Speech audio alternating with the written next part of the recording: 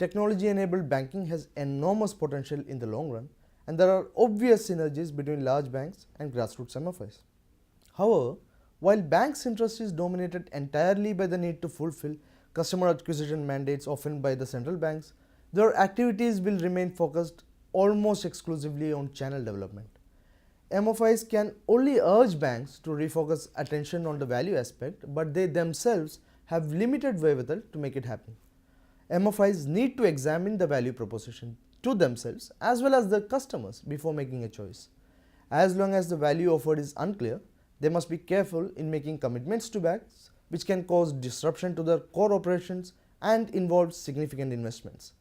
The best position they can take on in such a scenario is one of active wait and see.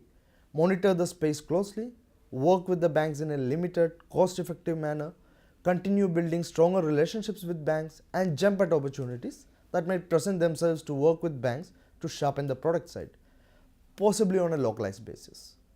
In the long run though, there are several ways in which MFIs can potentially be partners in the BC model. There are proven international precedents as well. This may include building a system on its own, as in the case of Equity Bank in Kenya, using mobile phones as an information sharing mechanism and for other non-cash purposes like balance inquiry.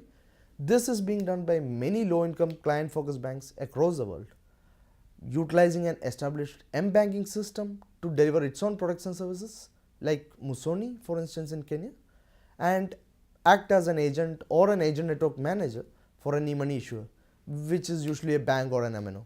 Rural banks in Philippines, for instance, act as agents for GCash. The ways in which MFIs may choose to participate in the mobile money ecosystem is really depend on a host of different factors, including the maturity and penetration of the model, comfort levels of the MFI in adoption of technology, the business model of the MFI, regulatory restrictions, etc. These models of involvement in the mobile money ecosystem have different implications on costs as well as benefits associated with their adoption. In this context, it's important to ascertain the value proposition to the MFIs to adopt technology and incorporate it in their operational systems, while paying careful attention to the model of intervention adopted and the rationale behind adoption of a particular model.